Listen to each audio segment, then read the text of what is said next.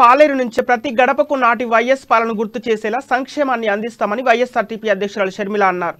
YS సంక్షేమ అభివృద్ధి కార్యక్రమాలను కొనసాగించేందుకే వైఎస్ఆర్ తెలంగాణ పార్టీని స్థాపించామని తెలిపారు. ఖమ్మం జిల్లా కరుణగిరి సమీపంలో పార్టీ నూతన కార్యాలయ నిర్మాణానికి తల్లి విజయమ్మతో కలిసి షర్మిల భూమి పూజ చేశారు.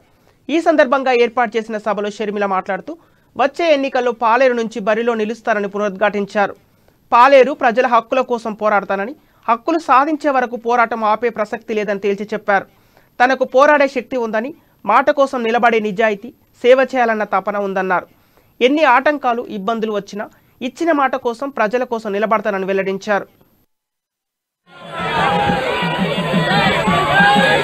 రాజశేఖర రెడ్డి బిడ్డ పాలేరులో అడుగుపెట్టిందని గుండె నిండా అభిమానంతో రాజశేఖర రెడ్డి బిడ్డకు స్వాగతం పలకటానికి వచ్చిన ప్రతి అక్కకు, ప్రతి చెల్లికి, ప్రతి అన్నకు, ప్రతి తమ్ముడికి, ప్రతి అమ్మకు, ప్రతి అయ్యకు, ప్రతి అవ్వకు, ప్రతి తాతకు మీ రాజశేఖర రెడ్డి బిడ్డ శిరస్సు వంచి చేతులు జోడించి మనస్ఫూర్తిగా నమస్కరించుకుంటోంది.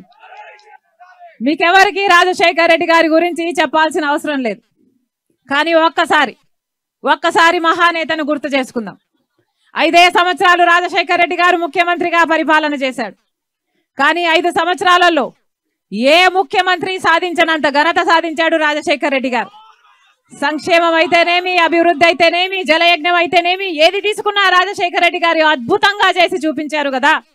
రుణమాఫీ చేస్తే ఎలా చేశాడు రాజశేఖర రెడ్డి గారు? ఒకేసారి ఎంత రుణం ఉంటే అంత రుణం 2 లక్షలైనా 4 లక్షలైనా ఒకేసారి మాఫీ చేసిన ఘనత రాజశేఖర రెడ్డి గారు. ఉచిత విద్యుత్తు రైతులకు ఇవ్వాలి అని మొట్టమొదట ఆలోచన చేసిన నాయకుడు ఎవరు? రాజశేఖర రెడ్డి గారు. అసలు మన దేశంలో ఎవరైనా ఆలోచన చేశాడా? పేద బిడ్డలు కూడా గొప్ప చదువులు చదువుకోవాలి, ఇంజనీర్లు, డాక్టర్లు, ఎంసీఏలు చదవాలి అని అంతకుముందు ఏ నాయకుడైనా ఆలోచన చేశాడా? ఒక రాజశేఖర రెడ్డి గారు కదా ఫీజు రీయింబర్స్మెంట్ ప్రవేశపెడితే ఎంతమంది పేద బిడ్డలు డాక్టర్లు, ఇంజనీర్లు, బీటెక్లు, ఎంటెక్లు, ఎంసీఏలు పైసా ఖర్చు లేకుండానే చదువుకొని ఈరోజు లక్షల మంది బిడ్డలు లక్షలు సంపాదించుకుంటున్నారు కదా. ఆ ఘనత ఎవరిది? అసలు ప్రపంచంలో ఏ నాయకుడైనా ఆలోచన చేశాడా? పేదవాడి ఇంట్లో జబ్బు వస్తే ఇంటిల్ల పాది అప్పుల పాలైపోతుంది కదా అని ఎవరైనా ఆలోచన చేశారా? ఒక రాజశేఖర రెడ్డి గారు కదా ఆరోగ్యశ్రీని ప్రవేశపెడితే ఎంతమంది పేదవాళ్ళు కార్పొరేట్ ఆసుపత్రికి వెళ్లి ఉచితంగానే పైసా ఖర్చు లేకుండానే గొప్ప పెద్ద ఆపరేషన్లు చేయించుకున్న రోజులు కదా.